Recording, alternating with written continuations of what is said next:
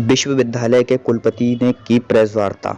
आपको बताते चलें, महात्मा ज्योति फुले रोहिलखंड विश्वविद्यालय बरेली के कुलपति प्रोफेसर के.पी. सिंह ने गुरुवार को विश्वविद्यालय के कुलपति कार्यालय स्थित समिति कक्ष में प्रेस वार्ता का आयोजन किया।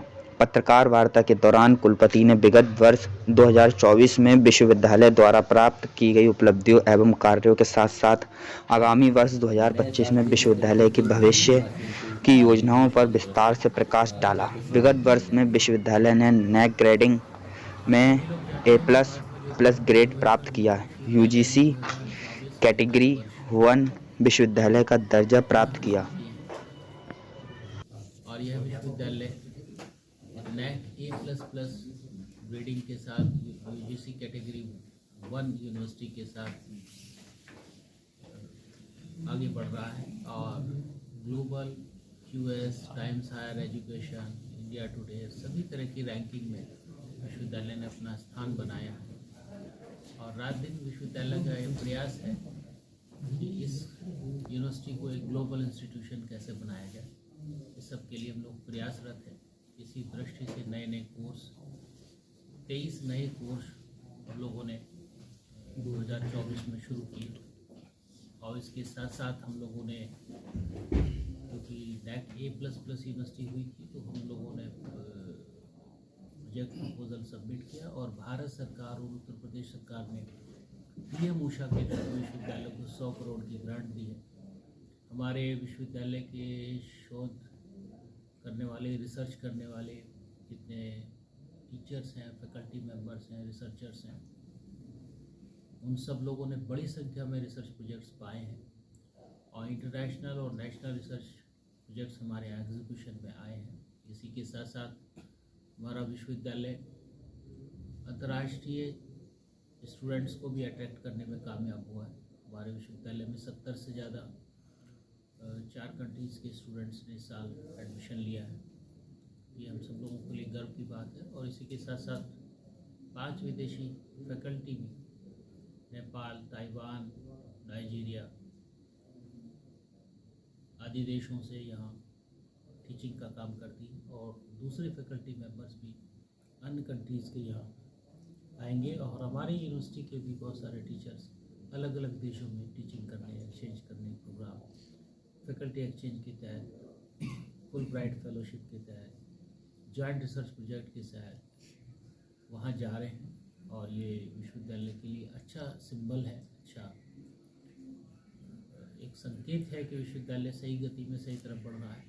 और हमारे बहुत सारे प्रयासों के साथ हम 2025 में प्रवेश कर रहे हैं और इस साल भी हमारा विश्वविद्यालय अच्छा करने की कोशिश करेगा। और हम लोगों ने प्लान बनाया है कि अपने कोर्सेज़ को हम स्ट्रेंथन करेंगे और डिजिटल लर्निंग हब की स्थापना हम लोग PM ऊषा के तहत कर रहे हैं, जिससे हमारे दूरस्थ बैठे लोगों को भी अच्छी क्वालिटी डिजिटल एजुकेशन हम लोग इम्पार्ट कर पाएंगे, दे पाएंगे। और क्योंकि नेशनल एजुकेशन पॉलिसी में ऑनलाइन एजुकेशन को ऑफलाइन एजुकेशन के एट पार लाने का प्रोविज़न है, तो हमारा डिजिटल लर्निंग हब इसको कोशिश करेगा। और इसमें जो फैसिलिटीज़ क्रिएट होगी, चाहे वो 3D प्रिंटिंग हो, आर्टिफिशियल इंटेलिजेंस हो, मशीन लर्निंग हो, रोबोटिक्स हो, मैकेट्रॉनिक्स हो या डिजिटल एनिमेशंस हो, ग्राफिक्स हो, और उनकी मदद से बनने वाले अच्छे प्रोग्राम्स हो, इनको हम पाठ करेंगे। न केवल देश के लिए बल्कि विदेशों के स्टूडेंट्स और छात्रों के लिए भी हम लोग उस डिजिटल लर्निंग हब को खोलेंगे। और हम लोग चाहेंगे कि बरेली महात्मा ज्योतिबा फुले रोहिलखंड विश्वविद्यालय एक ग्लोबल अट्रैक्शन का केंद्र बने और हम बड़ी संख्या में विदेशी छात्रों का अगले सेमेस्टर में इंतज़ार करेंगे। हमारे पास बहुत सारी क्वेरीज़ आ रही हैं दुनिया के अलग अलग देशों से और बहुत सारे छात्र और बहुत सारे टीचर्स यहाँ आने के लिए इंटरेस्टेड हैं। इसी तरह से हम लोगों ने एक ट्रांजिट हॉस्टल भी बनाया है इंटरनेशनल स्टूडेंट्स के लिए, रिसर्चर्स के लिए, फैकल्टी मेंबर्स के लिए, जो कुछ समय के लिए यहाँ रुकेंगे और रिसर्च करेंगे या फैकल्टी की तरह से पढ़ाएंगे। उनका भी हम लोग यहाँ स्वागत करेंगे।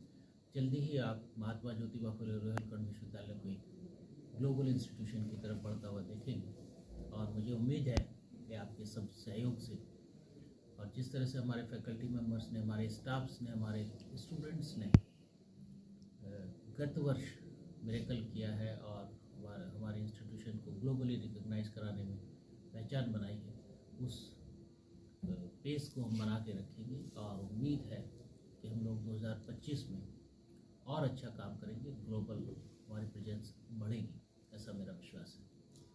सर, ये 2024 में आप सभी लोग जानते हैं कि महात्मा ज्योतिबा फुले रोहिलखंड विश्वविद्यालय ने 2024 में गत वर्ष अनेक उपलब्धियां हासिल की हैं और यह विश्वविद्यालय NAC A++ ग्रेडिंग के साथ UGC कैटेगरी 1 यूनिवर्सिटी के साथ आगे बढ़ रहा है और global, QS, Times Higher Education, India Today सभी तरह की रैंकिंग में विश्वविद्यालय ने अपना स्थान बनाया है। और रात दिन विश्वविद्यालय का यह प्रयास है कि इस यूनिवर्सिटी को एक ग्लोबल इंस्टीट्यूशन कैसे बनाया जाए, इस सब के लिए हम लोग प्रयासरत हैं।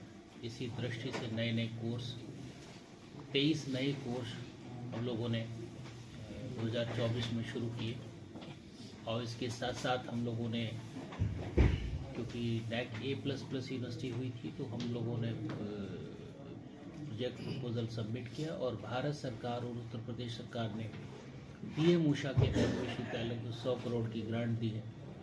हमारे विश्वविद्यालय के शोध करने वाले, रिसर्च करने वाले जितने टीचर